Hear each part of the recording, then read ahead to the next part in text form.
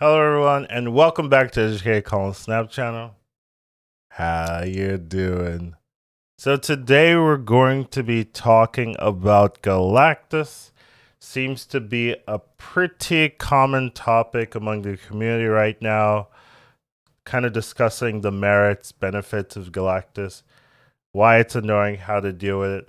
I want to basically first talk about Galactus, some of its issues, play patterns, and then also want to talk about some of the counters to Galactus. And then at the end, I want to give my personal opinion on the card, whether I think it's good for the game, bad for the game, etc. So let's begin. Now, first, I want to talk about Galactus itself, right? One of the main things about Galactus is, first of all, it does warp how Marvel Snap is played, where normally the game is about winning 2 of 3 locations, and if you win 2 of them, you win the game, right? That's how Marvel Snap is normally run in a normal game. But if a person's playing Galactus, that fundamentally changes. It goes from being winning 2 of 3 to winning 1 of 1, and that definitely does require different cards, a different mindset. And usually the Galactus players are playing with that mindset while everyone else is not playing with that particular mindset. So it really warps the game to be in a Galactus favored matchup whenever Galactus gets the Galactus to trigger.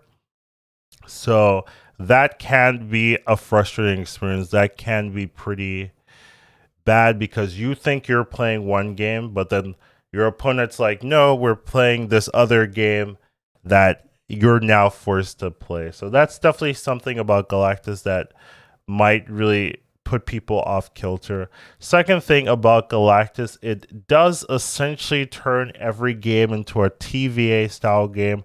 TVA is the location where the game ends on turn 4. Now, the way Galactus is usually utilized, they play Wave first, and then they're able to play Galactus on an empty lane. So with that setup, you're playing Wave on 3, and then if the Galactus triggers on 4, now Galactus usually have cards in their decks that synergize very well with Galactus being out on the field very early, and it becomes a very Galactus player favorite matchup. So it essentially turns these games into, hey, do you have a counter by turn 4? Or you're going to be put in a very disadvantageous situation. And that, once again, can also feel frustrating, where you might know how to beat the Galactus deck, but you didn't draw the answer by turn 4.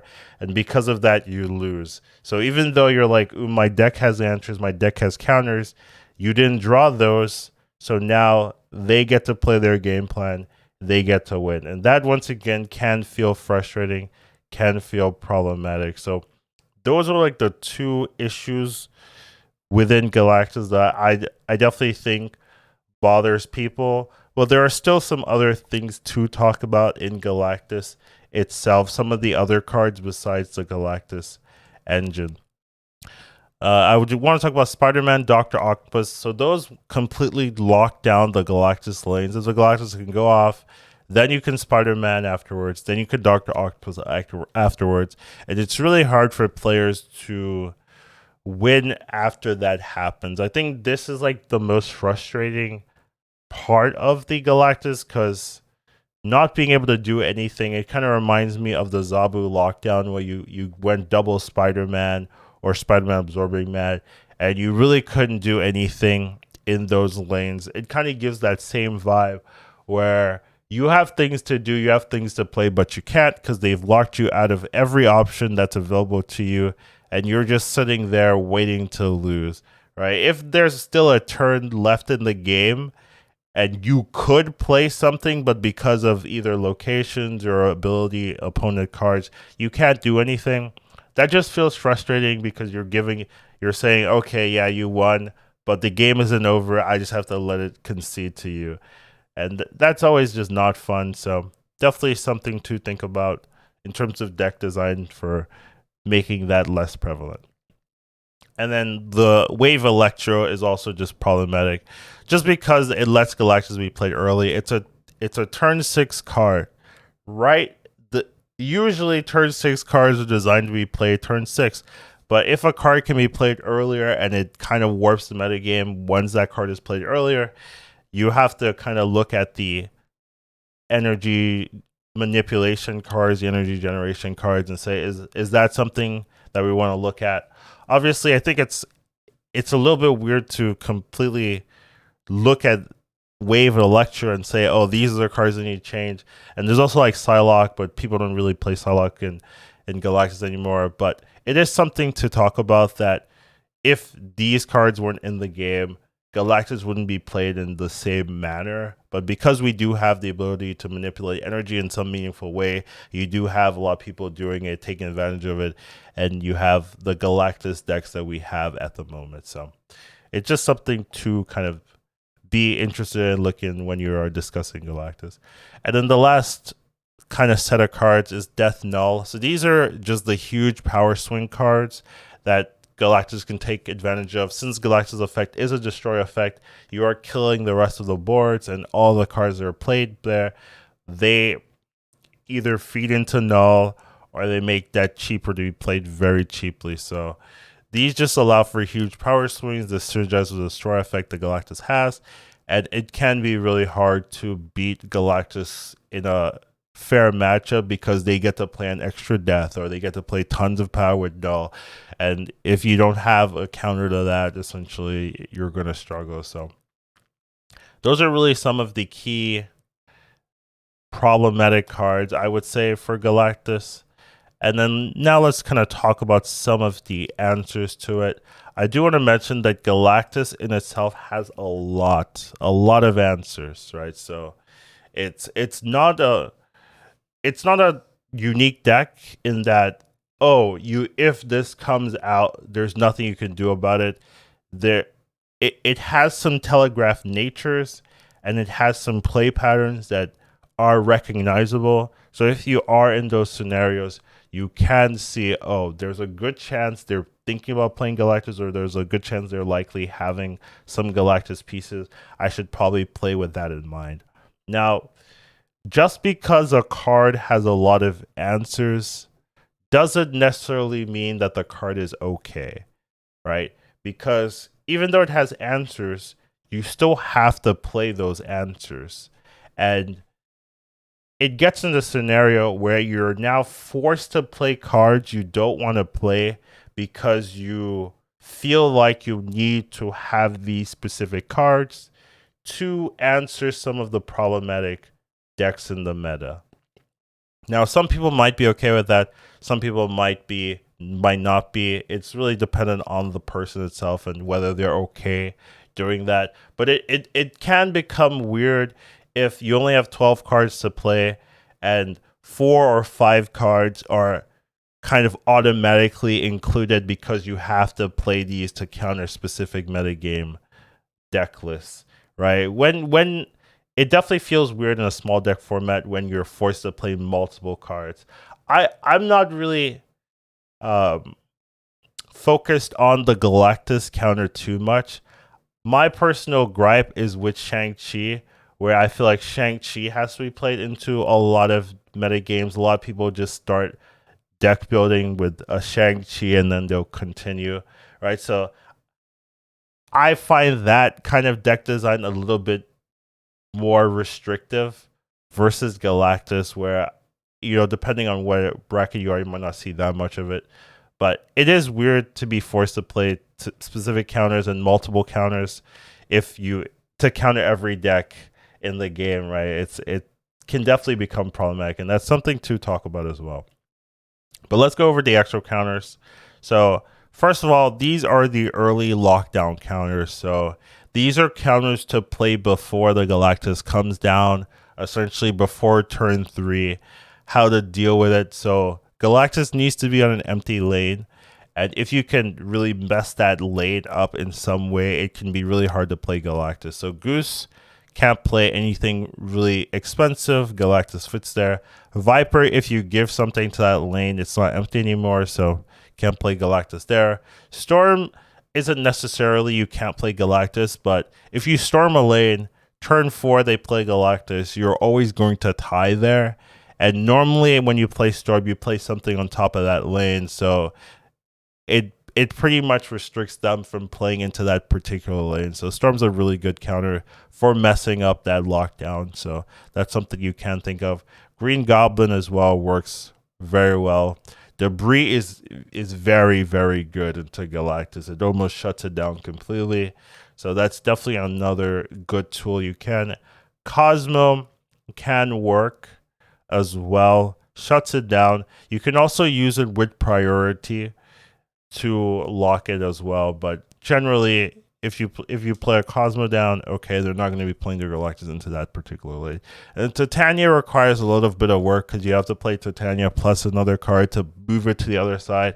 And a lot of times you're not really, unless you're sure it's Galactus, you're not really wanting to give them a Titania willingly, right? It's not something that you really think about in most games. But if you do recognize, oh, this is a Galactus setup, then you could do that and really mess them up, and you get your Titania back. So it's like really, really, really good. All right, now let's talk about some of the other answers. These ones need priority. So if you're losing in that in the overall game state, and you play these counters, they're not going to work because the Galactus is going to trigger first. So usually what happens is they'll wave, and then you can play any card you want essentially. So even though a lot of these answers are expensive, because of the wave, you're able to utilize them. So Arrow, pretty good. You can move the Galactus into the wave lane, so that'll stop it. Juggernaut, you'll move it away. Also Stegron, but if you're playing Stegron, you probably have different issues. Magneto, you can move the wave into the Galactus lane. Hobgoblin, right, is a bigger green goblin, works very well. Polaris, you can move any of their cheaper cards into the Galactus lane. And then Dark Octopus, you just fill their lane up, and then the Galactus doesn't trigger. So you can definitely utilize any of these as long as you have priority, and it's generally easy to have priority against Galactus because their early game tools don't give them much tempo. They're usually 2 power or 3 power. They're not really tempo heavy, so if you're playing any tempo based deck, you should probably have priority into the matchup. And lastly, these counters are either you don't have priority or Galactus has already come down. There's not a lot of tools if Galactus comes down. It's hard to win if Galactus goes off because their deck is completely designed to work well if Galactus goes off, and your deck probably is not doing that. So it's a pretty difficult matchup if it goes off. But if you don't have priority, something you can do is Professor X. Right, they'll play the Galactus and then you'll play the Professor X. It's 2-3, pretty easy win there. Spider-Man is something that can also work well in the matchup. So they'll play Galactus and then you'll play Spider-Man, and they can't do anything. So that is something that they do themselves. So you do have to be careful. So if there is lockdown, a lot of times they're not playing Jeff. Galactus decks are not playing Jeff. So if you have lockdown plus Jeff, then you're almost guaranteed the win, right? Spider-Man, they Spider-Man you back, well, then you can Jeff them and get that guaranteed win. So it's not too bad of a scenario if you're running something like Lockdown plus Jeff. And then Shang-Chi is pretty specific. Obviously, you need to not have priority, and then they need to be playing Knull, Death, Destroyer, those type of cards, which they usually do. So if you have priority, you can definitely Shang-Chi them and get a win through that. It's still not super safe. You're not going to feel that confident into that play, but it is something that you can do to try to sneak those wins off of those pesky Galactus players. Now, even though I've listed like multiple answers, you really only need 1 or 2 counter cards to turn the matchup favorable. You don't have to be like, okay, I hate Galactus, I'm just making a deck of full counters, nothing but counters. Like that's not really going to get you that ahead. You're going to struggle into multiple matchups. You really just need one or two counter cards to turn the matchup favorable. You just need to draw them early, right? Before the Galactus gets played down on turn 4. And if you have one or two, then the chance you get that is pretty high, so it becomes not a bad matchup. And no one's really I don't think people are really arguing too much that the matchup is unplayable or there's no counters. But we'll get into that later. But I do want to mention that you don't need to run a ton of the counters, just one or two to really turn it into a favorable matchup. And then lastly, in terms of just dealing with Galactus, I do want to talk about they do have big location issues. There's a lot of locations to be played that really just mess with Galactus. Gaining any minion on a lane just means, oh, can't play Galactus there. And then anything that locks you into playing the location turn 4 or so means, ooh, Galactus can be played. Anything that delays your activations, there's just a lot of locations that mess with Galactus. There are a lot of locations that mess with pretty much any deck, but Galactus has a fair share of problematic locations to deal with. So it's always something, if you think you're playing into a Galactus matchup, well, if you put yourself in the head of the Galactus player, you're like, oh, they can't play here, they can't play here, they can't play here. Maybe there's really only one location they can actually play into consistently, and that's really where you can start focusing your efforts into countering or setting up for a good turn, even if they do play the Galactus. So something to always keep in mind. Now, finally, I want to talk about my personal opinion about Galactus. Is it bad for the game? Do I think it's frustrating? Do I want it gone? Personally, I'm not really too bothered by Galactus. I know some people definitely think it's frustrating and it's a bad experience, and I did kind of I did want to address those early on there, but overall, I just think it's just a part of the meta game right now. I think it feels frustrating because there's a lot of Galactus right now, right? So a lot of people are playing Galactus mostly due to the increased token acquisition that we've had. A lot of people have more resources to spend on a big bad, and people are just experimenting and having fun, and it's a fun card, right? Destroying lanes is fun.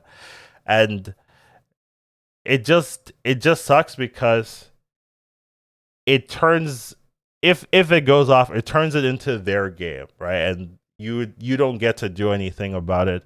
But I kind of just look at things from like a competitive aspect, and I just don't think it's a card that will really have no answers in competitive, right? If this becomes a very dominating problematic tool at the highest level, then yeah, I could definitely see it being adjusted. But I think it's just a fun deck that can work relatively well and feels frustrating to lose against, but does feel fun and has the counters.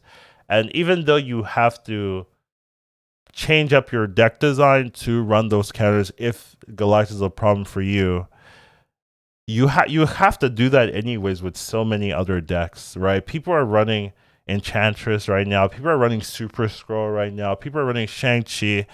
Shang-Chi really bothers me way more than any Galactus meta because I feel like it does fundamentally change how you're looking at deck design. Cards with over 8 power now have like this negative tick because Shang-Chi's and everything. And it's just definitely a weird way, in my opinion, of looking at it. And I just think Galactus is like a smaller version of that. And it just seems that they don't mind having to run counters, even in a small deck format. They don't really, it doesn't really bother the game designers. So personally, I'm not really bothered by it. I do want to know what you guys think, particularly like is this something that feels super frustrating, or are you okay with like running counters? Are you okay with that it needs to have specific counters in your deck to have a favorable rate against the matchup? But that's my personal opinion. Hope that it does help the people that are struggling into this matchup. And then last thing, if you can't beat them, this is a running joke. You can definitely join them, right? Play Galactus yourself or leader, and it does help you understand the matchups and help you have a better grasp of what they're trying to do. This is just general good advice. I think if you're struggling against any deck, just play the deck yourself and see, oh wait, it sucks here into this, and it sucks into this, it sucks into this, and then you're able to like take advantage of that because oh, they're doing that. Obviously, Galactus is an expensive card, so maybe you just don't have the card, and that's perfectly fine and perfectly reasonable take. But I just wanted to have a little funny at the end. But overall, that's all I got for you. Hope you guys enjoyed this. Take care of yourselves and have a wonderful rest of your day. Educated Colin Snap. Once you watch him, you won't go back. He'll teach you to marvel snap. Your skills will be